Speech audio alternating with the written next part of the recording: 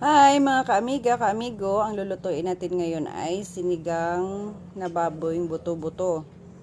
Ayan ang kanyang sahog ay labanos at kangkong. Ang kanyang rekado. Ayan po ang ating lulutuin ngayon, sinigang sa buto-buto ng baboy. At yan, hinanda ko na rin yung aking gagamiting pressure cooker. Diyan ko siya palalabutin para malambot na malambot. Hindi aksayado sa gas. Ayan. Ito lang yung gulay kong ilalagay. Dalawang klase. Ayan, kasi ang mahal talaga ng gulay ngayon.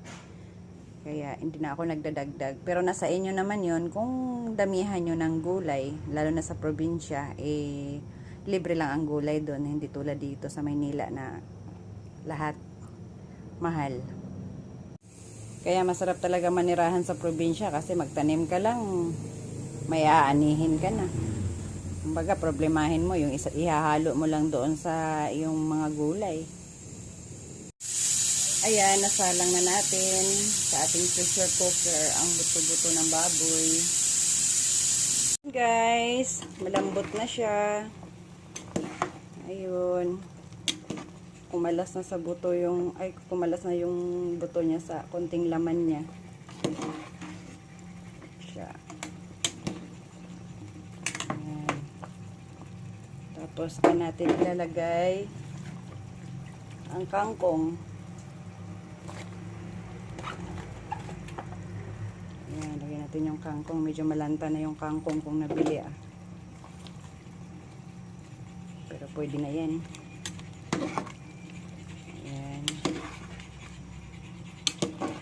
Ayan siya.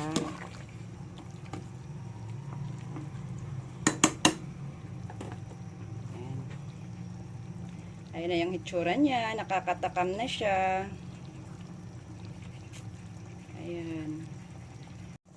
Ayan siya. Kulong-kulo. Saka natin ilalagay ito si labanos.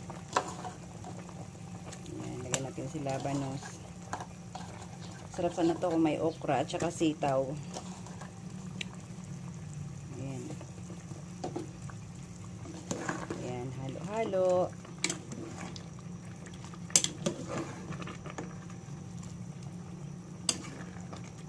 Sarap kasi siyang sabawan yung yung buto-buto.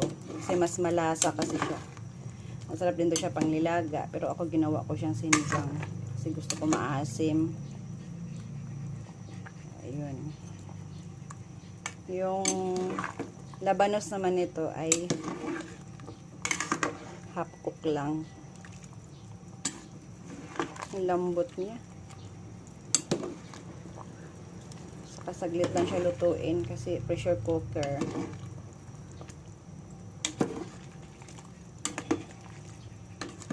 Pero masarap din to siya pag niluluto mo rin sa uling or kaya sa kahoy.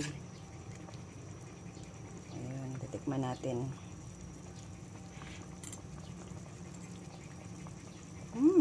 Sarap. Saktong-sakto lang yung asim niya.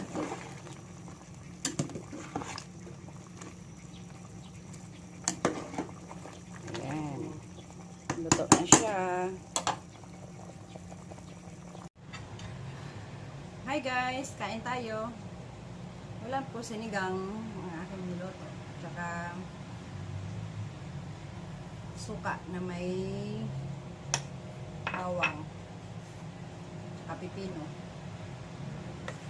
Kain tayo. Ang lambot-lambot niya. Ito na. Sarap-sarap. Aking sinigang na niluto. Kaida na.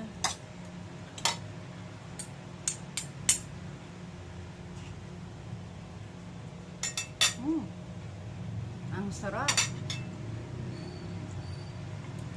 Ang lambot niya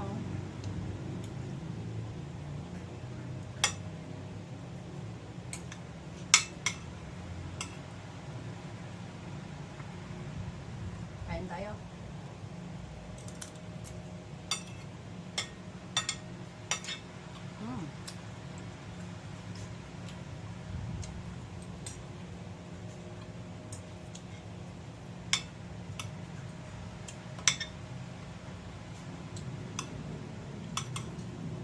Tama lang yung kanyang asin.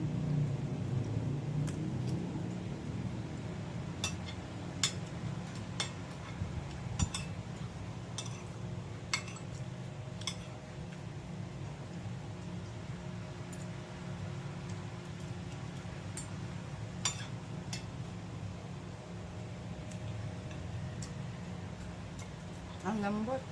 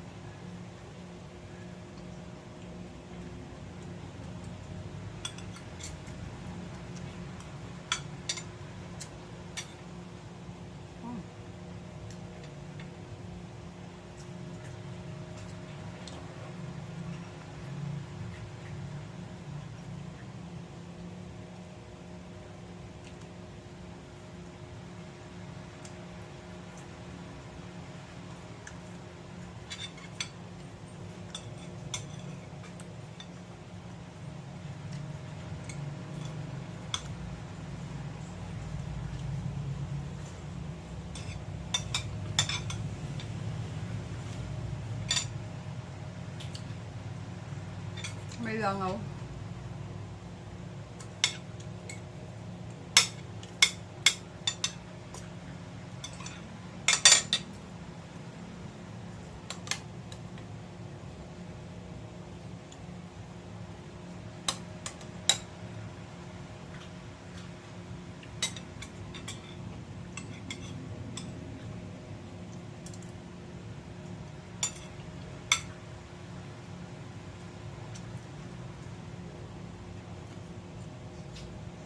Hindi na ako nagsasawa ng patis kasi tama na yung lasa niya.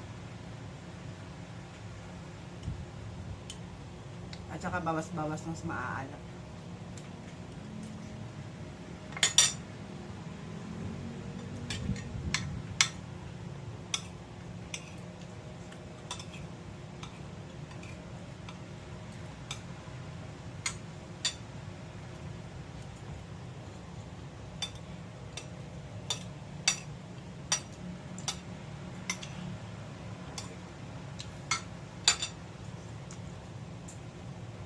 Mahaba na yung video ko. Bye!